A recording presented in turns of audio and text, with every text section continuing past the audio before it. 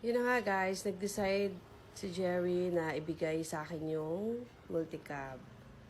So, from Cebu, dadalhin niya to sa San Pablo, Laguna. Ayan, dumating na siya ng Pulambato Port, mga 2 hours from sa kanila sa Lapu-Lapu. Nag-drive siya.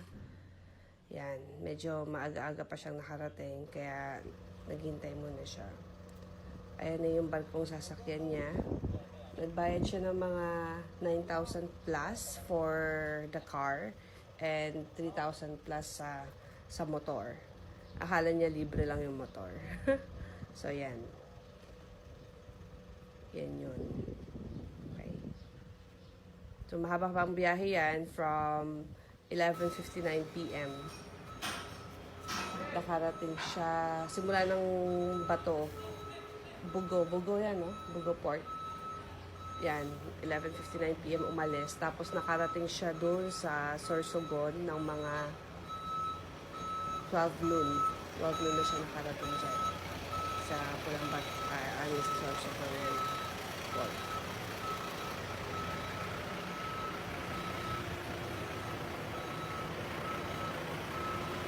So, nag-drive pa siya, no, simula sa Sorsogon. From Matnog Port, nag-drive siya papuntang San Pablo. So, yan, marami siyang nadaanan ng mga provinces. Actually, dapat mga ilang oras lang ba yung dapat na biyahe?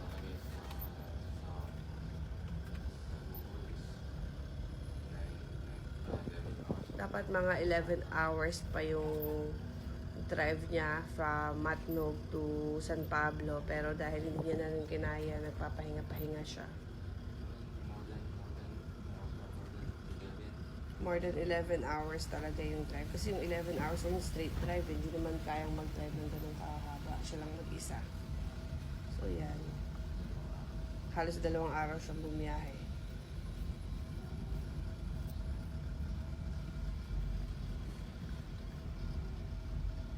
Yan, yung kahabaan ng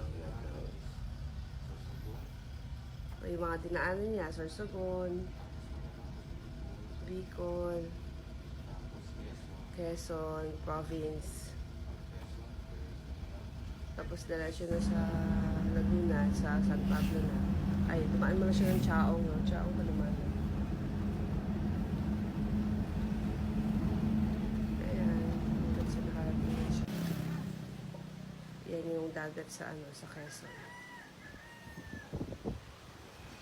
Yan yung multicab at saka yung motor niya. Grabe yung pagod niya yan.